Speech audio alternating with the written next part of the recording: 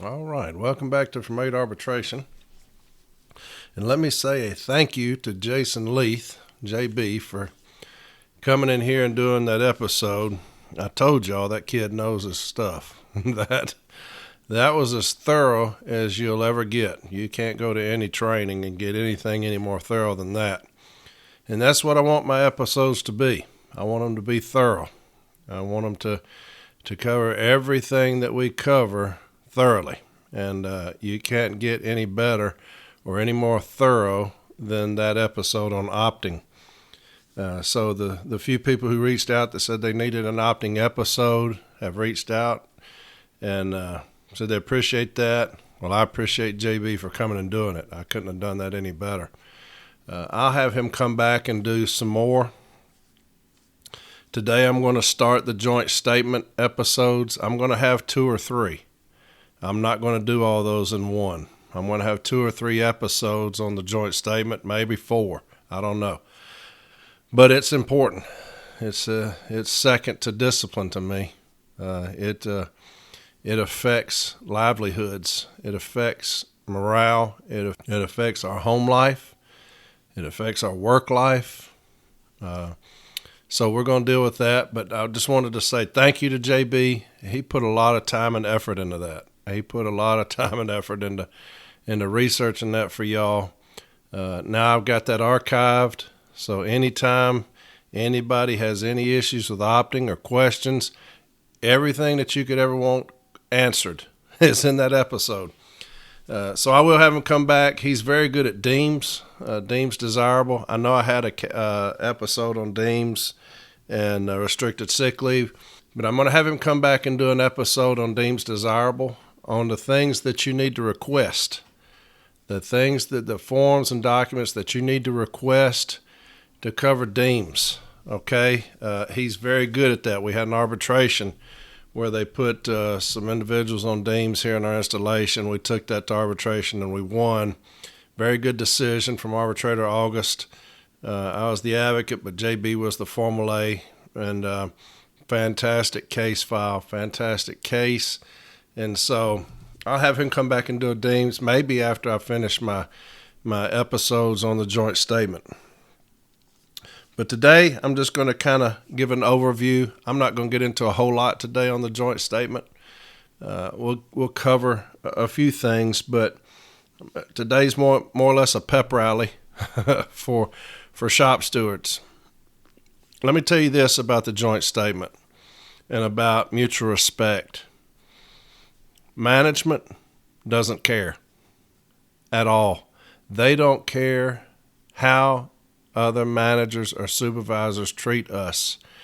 Upper management does not care. I know I said earlier in one of my episodes, we're in this alone. We are in this by ourselves. I promise you that. The only see management get involved is when you have one of them in a chokehold. When you have a grievance that is so strong and they know that their managers are in dire straits, that's the only time management will get involved, and that's just to save their asses. That's it. I have seen some things. I have dealt with some things, and it crushes me to see how my brothers and sisters are treated in different places. I'm telling you, I have seen some horrible things. Sexual misconduct, you name it, I have dealt with it. And the problem, the sad thing is that upper management has been made aware of these things over and over again, and they turn their back on us. So it's 100% on us to protect our own, and we're going to. We're going to protect our brothers and sisters against management that has chosen to be bullies, okay? At the end of these episodes, you will be an expert on the joint statement. I promise you that. That's a promise from me to you. You will be an expert on the joint statement, and you will be ready to take on any manager or supervisor that decides to come in and be disruptive because they don't know how to act. Okay? I promise you that. We're going to read the joint statement in this one. cover a little bit of it, okay? But I have been fortunate because my business agent is a strong advocate of the joint statement. It is maybe number one to him is the joint statement and how our brothers and sisters are treated.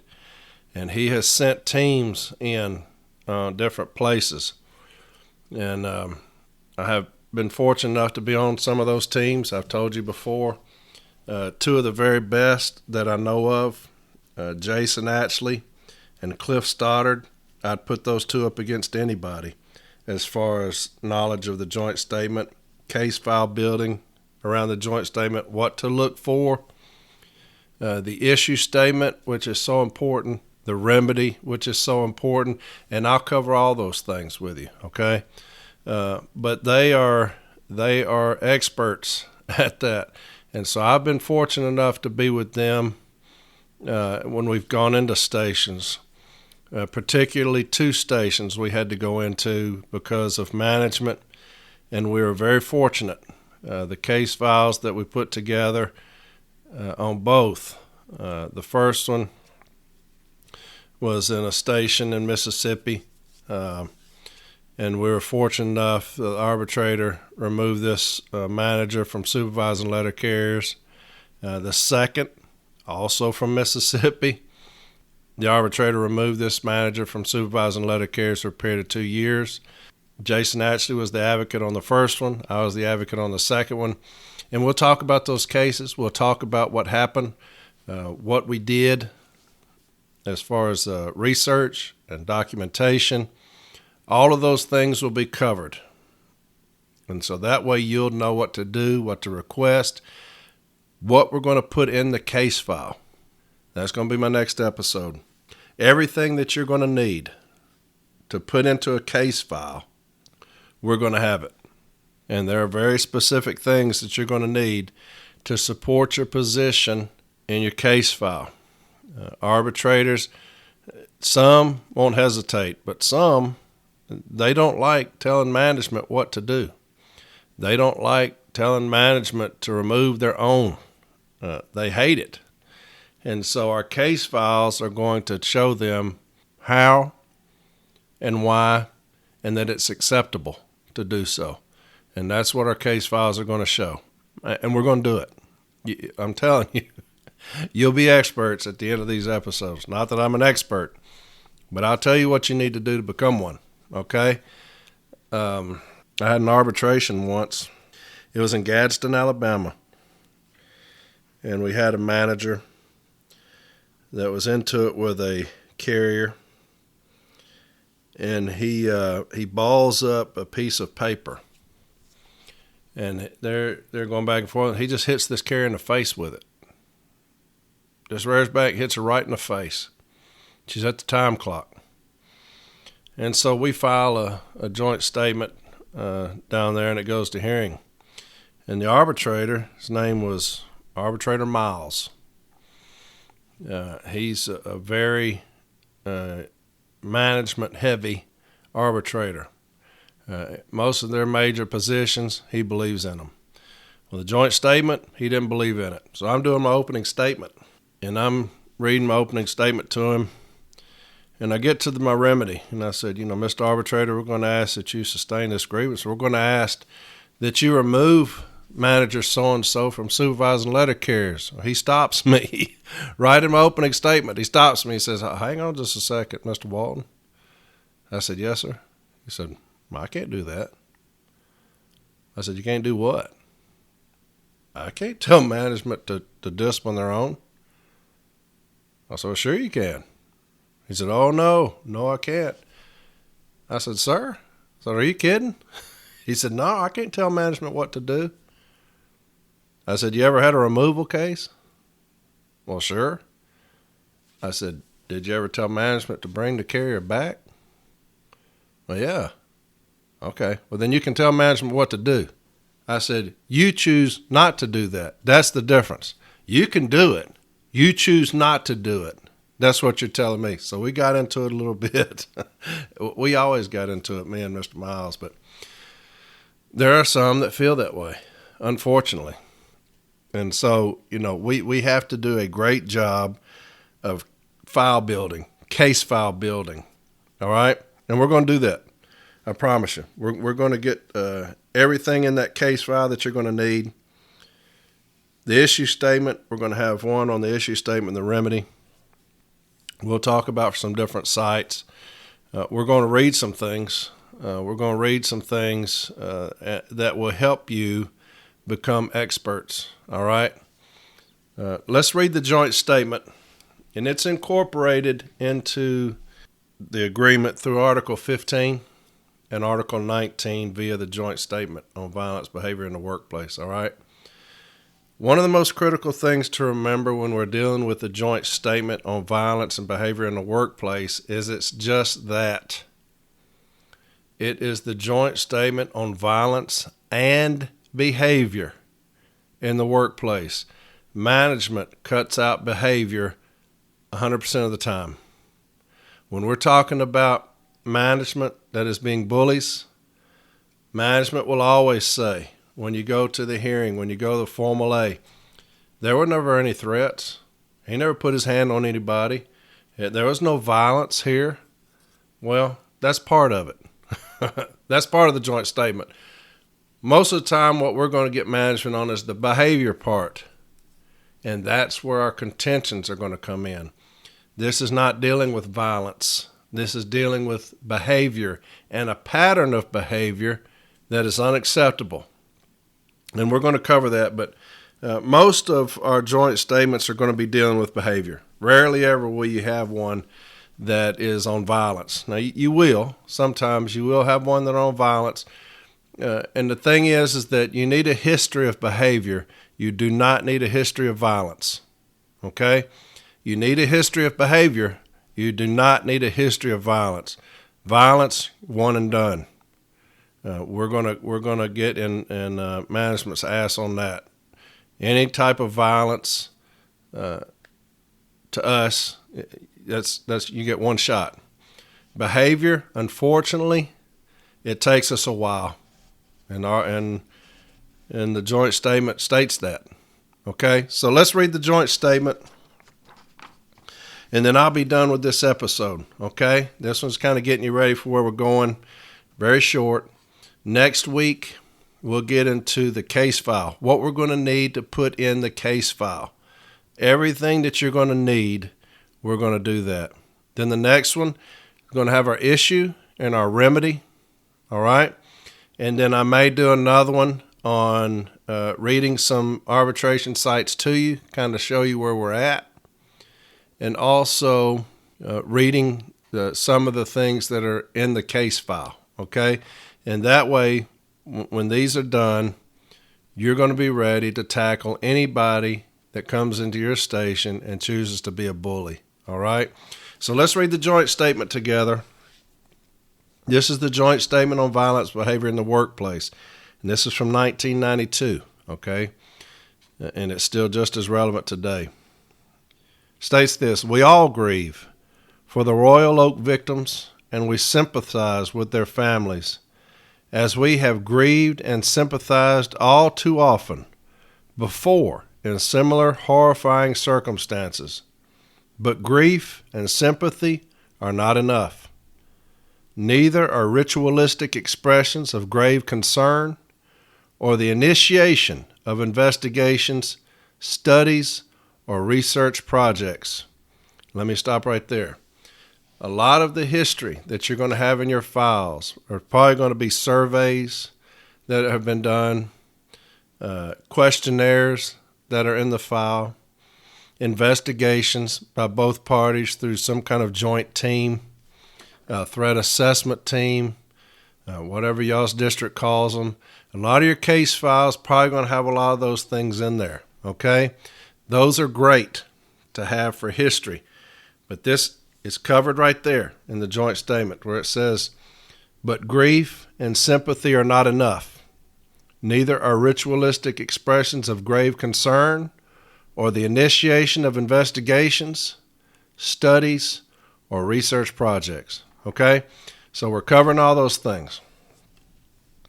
The United States Postal Service, as an institution, and all of us who serve that institution must firmly and unequivocally commit to do everything within our power to prevent further incidents of work-related violence.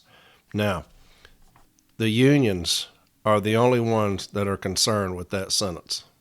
Management will do nothing. So when it says firmly and unequivocally commit to do everything within our power to prevent further incidents of work-related violence, management does not mean that. They've opted out of that.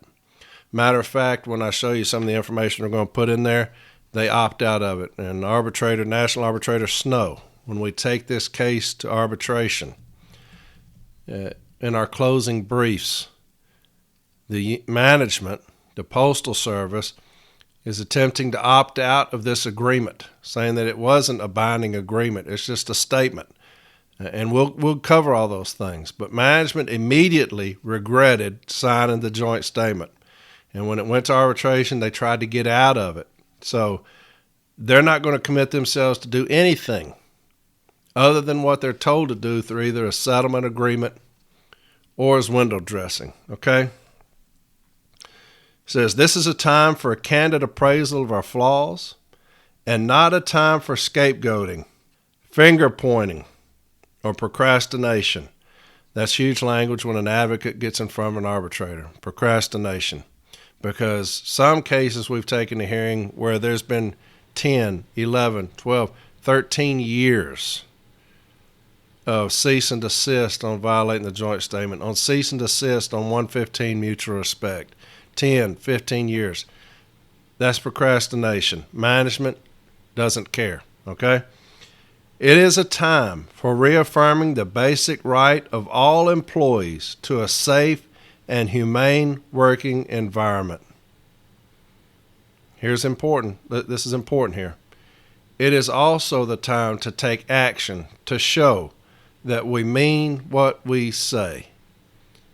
And those are the things that advocates crush management on in an arbitration, where it says it is also the time to take action to show that we mean what we say. I've got one coming up here, and I'm going to ask management, what action have you taken outside of the grievance procedure, outside of what you've been mandated to do through a grievance settlement? What have you done independently to curb this manager's behavior? Nothing. You've not done a damn thing. You've done nothing. You've left it entirely up to the union, and so therefore we have taken over. The union's here now, and we're not leaving. That's what they're going to get, okay? Goes on. We openly acknowledge that in some places or units there is an unacceptable level of stress in the workplace that there is no excuse for, and will be no tolerance of violence or any threats of violence by anyone at any level of the Postal Service. Now that's where management stops. That's where management ends their argument. But it goes on, and this is where we get management right here. Okay? It goes on.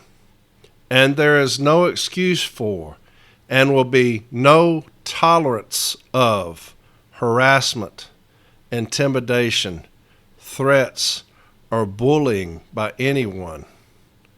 Okay? That's where we get them. That's where we get them. And that there is no excuse for, and will be no tolerance of harassment. Do you have that in your station? Do you have an unacceptable level of harassment in your station? Do you think that the joint statement covers that? I do. I do. Intimidation. Do you have that in your station? Do you have a management that's like that? Do they come out on the street, intimidate carriers? Do they stand at the case behind the carrier and try to use intimidating tactics? Do they get on the loudspeaker and act a fool? Do they belittle carriers on the workroom floor? How about threats? Heard one the other day at a station here in my installation where the supervisor told the CCAs, all of them on the workroom floor, y'all don't get back by 7, all of y'all are getting disciplined. That's threats. That's threats. And we're going to handle that. We're already in the process of handling that. But that's threats. That's in the joint statement. Or bullying by anyone. Man, that'll cover it right there. Bullying by anyone. I've got a case, the one we did in arbitration. I'm going to ask permission to put that case file. It's huge. In where you can read the transcripts. I'll see if I can get it in there. It's some of the most disturbing things you will ever see. Some of the most disturbing behavior you will ever see out of an individual in your lifetime. This behavior by this individual was as disturbing and raunchy as you will ever see. Unbelievable. Even the arbitrator was astonished. And she says so in her decision. And management was well aware of this. Well aware of this. And she said in the hearing, she stopped me while I was questioning. And she looks at management and she's like, and y'all have not been sued yet? And that's kind of how I knew we was going to win that. But she asked them in the hearing, and y'all haven't been sued yet? They don't care. They don't care. I'm telling you. They don't care about carriers. They care about one thing and one thing only. Numbers. The numbers. That's it. That's it. We'll get into all that. Okay? It goes on. We also affirm that every employee at every level of the Postal Service should be treated at all times with dignity, respect, and fairness. Let me read that again. We also affirm that every employee at every level of the Postal Service should be treated at all times with dignity, respect, and fairness. Now, what do you tie in with that?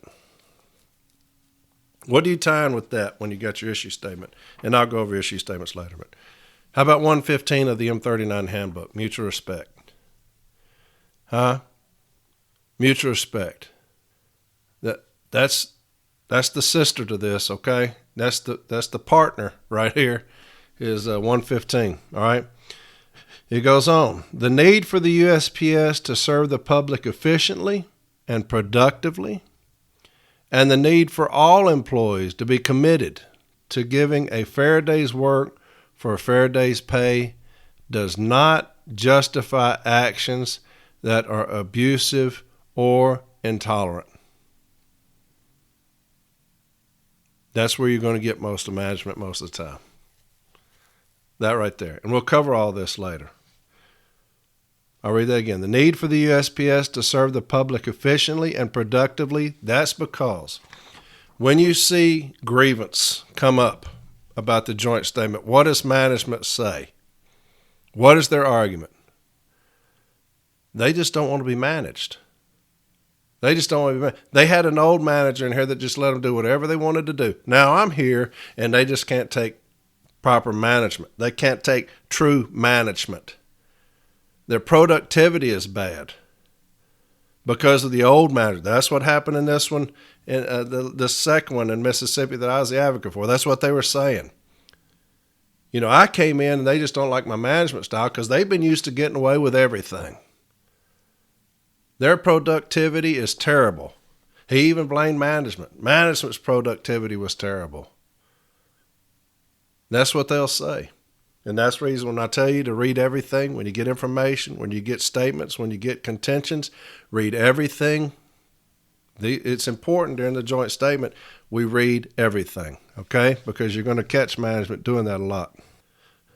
Here's the biggest thing. Making the numbers, and that's in quotation marks. Making the numbers is not an excuse for the abuse of anyone. And that's what we hammered them in this case in Mississippi that I did.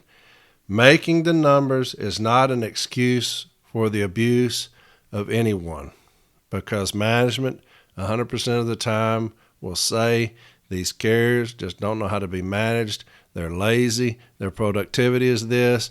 Look at what I did when I came in. Their overtime hours were at this level, and I cut them in half. The productivity has gone up since I've been here, and they hate it because they're not making as much money. That's what they were saying. And the arbitrator killed them on that. She destroyed them on that. When I read the decision, you'll see what she says. Some of the best language you'll ever read about making the numbers. But it says, making the numbers is not an excuse for the abuse of anyone. Here we go. Those who do not treat others with dignity and respect will not be rewarded or promoted. Those whose unacceptable behavior continues will be removed from their positions. Bingo. Bingo. That's it. That's it. Those who do not treat others with dignity and respect will not be rewarded or promoted. How many people do y'all know that are up in management now that were straight asses when they were supervisors or managers? And because of that, they're rewarded. They're promoted. Management doesn't abide by this, man. They don't care anything about the joint statement. It's entirely up to us, and they've left it entirely up to us. They won't consider it. They won't look at it until we show it to them in arbitration and make them defend it. Hey, we're all alone here. We're all alone. And that's fine. That's fine. We're going to be professionals at the joint statement. We're going to be professionals, I promise you. Okay? Those whose unacceptable behavior continues will be removed from their positions. And that's what I was talking about earlier. I don't need a history of violence. You put your hands on me, to me, you're gone. You keep me from leaving your office, you stand in front of the door, and you threaten me, to me, you're one and done. But behavior, belittling behavior, bullying, harassing, intimidation, unfortunately, we got to have a little history on that. And it sucks. It sucks. And we're going to talk about case file building. Statements is statement driven. Statement driven. And unfortunately, some of the places that we go to, when we go in, the carriers do not want any part of us. They're scared to death. And I get it. I get it. I do. And it's hard. It's hard sitting down talking to a brother and sister and them not want to participate. Hey, I just want to do my job and go home. You know, he's like this here, but I don't want him after me.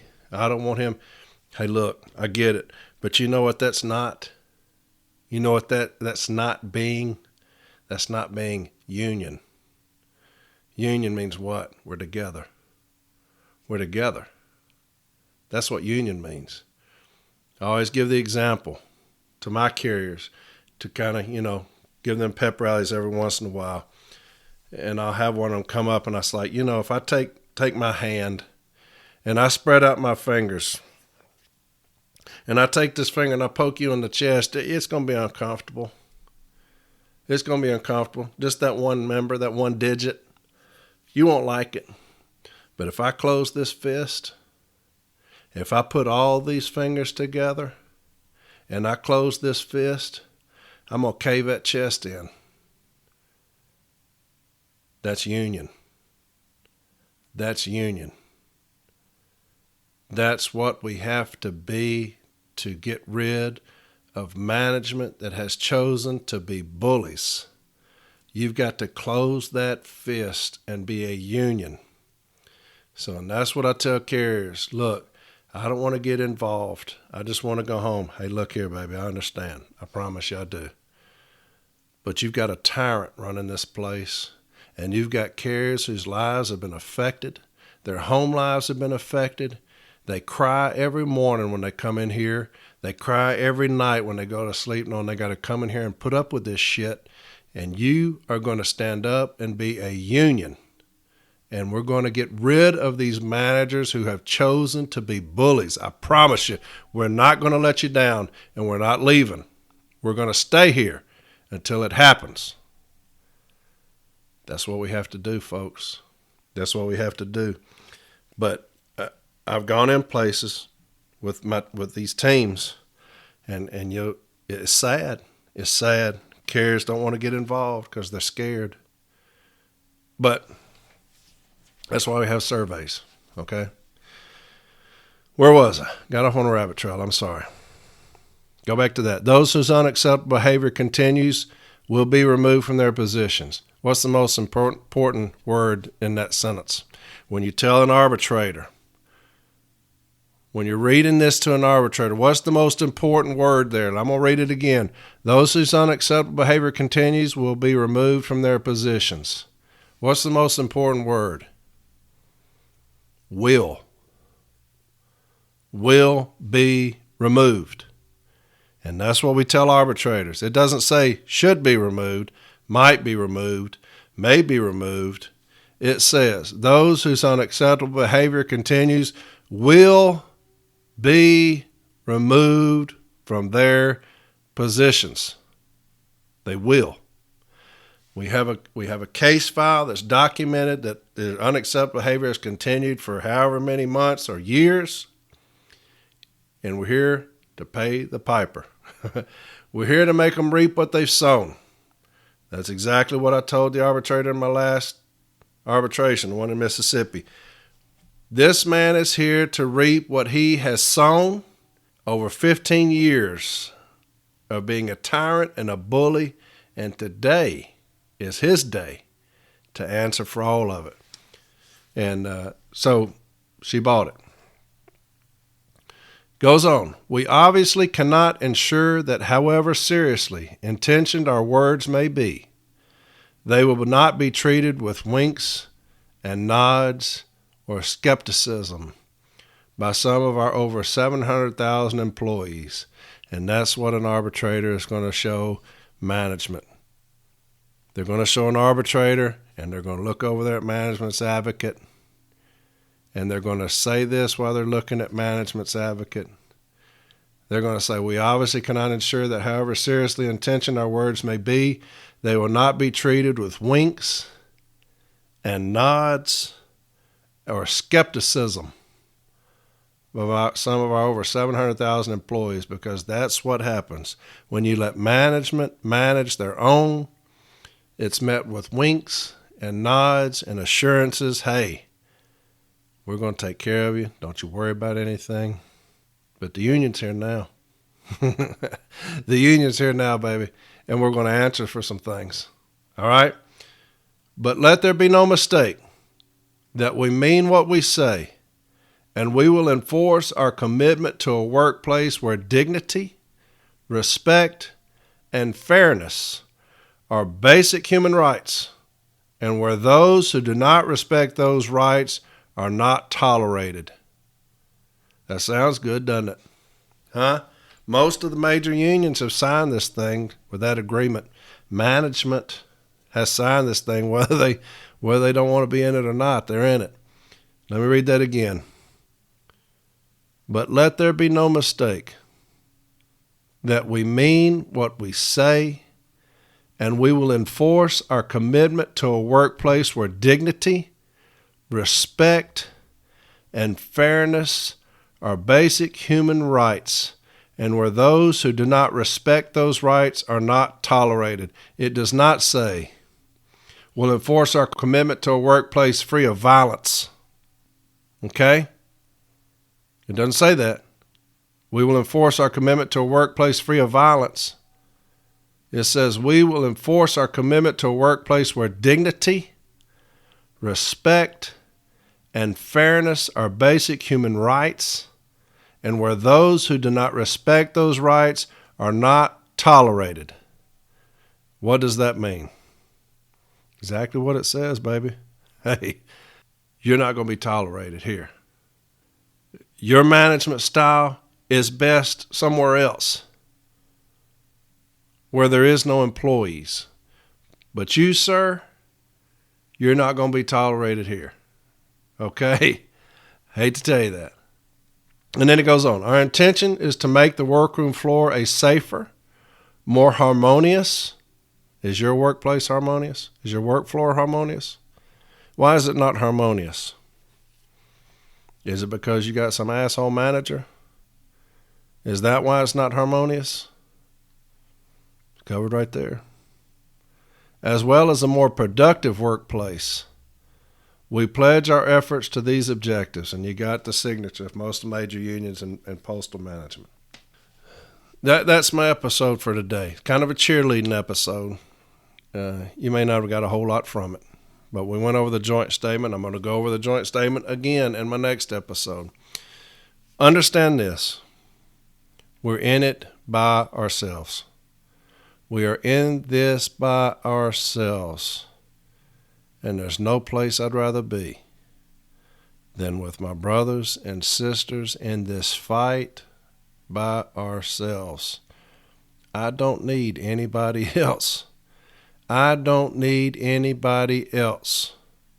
You give me some hellraisers on the union side, on the NALC side. You give me a handful of hellraisers, baby, and we will go handle business. We're in it by ourselves, folks. All right? Shop stewards, look, when you go after management that's a bully, be ready. Be ready. They are going to target you. They're going to target your best friends. I had a best friend that worked with me, and when management tried to come in and be disruptive, who kept getting fired? Him. He got fired all the time for nothing. They would make up stuff, and I'd have to get his ass back. And he kept telling me, hey, Corey, don't worry about it. I know what they're doing. Don't worry. I swear to God, they would fire. He would be delivering mail, and they would make up stuff and fire him because of me going after their own. Swear to God that happened. I think he got fired 3 or 4 times. And I'd get him back because, they were making up stuff. Couldn't prove it. But just be ready, shop stewards. Don't back down, ever. Don't back down. Don't back up. Stand your ground. Stand your ground. You get management that comes in there. They're overbearing bullies. You can address them one-on-one. Hey, that type style is not going to work here. You can put them on notice. Probably won't matter. But go after them. Go after them. And I'm going to give you the tools to do it. I promise you. I'm going to give you the tools to do it. But shop stewards, stand firm. Stand your ground. Okay? They will come after you. They will come after your carriers. They will try to turn your carriers against you. I had one come up to me, man, why are you after this guy like that? He's treating all of us like this here. I told him to shut up and get back to his case. If you're not for me, you're against me. If you're not for me, you're against me. I'm not going to tolerate management that has chosen to be bullies. Ever. Ever. That's not what I'm coming to work for. So, hopefully this helped you a little bit. Get you ready. We're going to get ready to go. Next week, I'm going to have what we're going to have in our case file. Okay? The documents that we're going to need in our case file to prove our position. And there's a few. There's a few. And we'll go over those in the next episode, okay? This one's kind of a pep rally. Get us ready. We went over the joint statement. But shop steward, it's up to us. It's up to us. We're alone, okay? Y'all take care of yourselves. Have a fantastic rest of the day. Hey, I love y'all. I do, man. I love y'all. Y'all are my family. And I'm going to do whatever I can to help you through any kind of fight that we have. Any kind of fight that we have, that you have, I want to try to help you with it, okay? Again, thank you to JB. Fantastic episode, man. Fantastic episode. I mean, he called me afterwards. He had listened to it. He's like, damn, that was boring. I was like, well, first off, it's contract. It's kind of hard. It's not discipline. It's kind of hard to be, rah-rah in a contract episode. But it covered everything I wanted it to cover. It was as good as you'll get. You won't go to any training, any regional training, any national training, and get anything any better than what JB did in that episode there. I'm glad that I have that archived so that people that need opting information, if y'all see them out there, if anybody asks about it, put them onto that episode. Everything that you need to know about opting, it covered. So, JB, I appreciate it, man. I do. It's a great one. It's a great one. All right. Y'all take care of yourselves. Until the next episode, I'll see you later. Bye-bye.